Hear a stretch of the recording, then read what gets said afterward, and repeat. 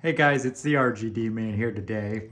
We are looking at the 9x66 CHI. You guys haven't seen this door in a minute, but WLED, you can see is disconnected. So, messing around, built myself a little Frankenstein operator here. We have the board, standard Chamberlain board. Gonna be model number, I don't know what board we're running here. Anyway, standard board off of a regular Chamberlain DC operator, MyQ Wi-Fi. Side mount 8500W. This was one that had a junk board in it. No travel module on this. My two travel modules are laying down here. I'll show you those in a minute, along with a good board that I was using in here. Wanted to see what I could do, what would be possible in terms of parts, what isn't. So this is running the original 8500W motor with a regular travel module from a DC operator.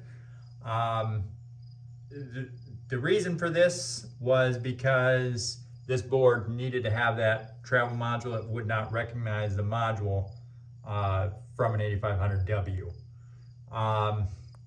So obviously the problem here is if you disconnect the door, you're going to lose your limits. So don't disconnect the door. But what this did was we made an accelerator side mount. So my Frankenstein remote here.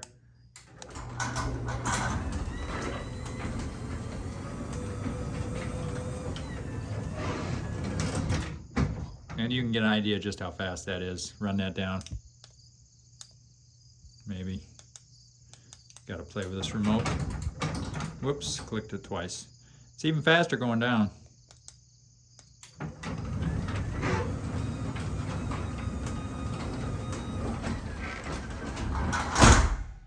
No soft close on this thing. So yeah, this is my accelerator side mount. Yeah, I was trying to get one running here. Long story on the new board there. Prodigies tore apart over there in the other room. Anyway, the two travel modules here. So I had these set up in here with one module was up like normal. The other one was flipped 180, mounted down below. What that enabled me to do was run a side mount 8500W the wrong way. I used the second module below here, was mounted in there, and that's what was actually hooked to the circuit board. I flipped the motor wires around, added the second module in, and that allowed, like I said, outside hookup drums to work with the 8500W. Front mount torsion, typically in this configuration, you'd have to mount the opener to the ceiling. I did not want to do that. I wanted to see what I could do with the configuration we had, and so there it is. Let's go ahead and run this up one more time.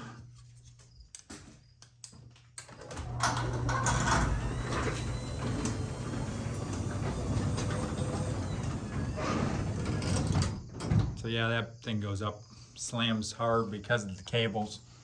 So laying over here in this bay, I've got a Genie side mount.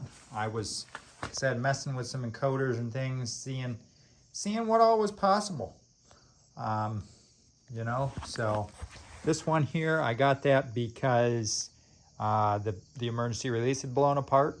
So what I did in there was I put some LiftMaster parts in it with some spare stuff I had laying around and got it working. However, emergency release is inoperable, but it will operate the door in correct orientation.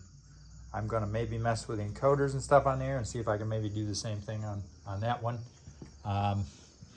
Yeah, the board for the side mount right now is out of here. So there we have it, guys. Get a view from the outside closing here.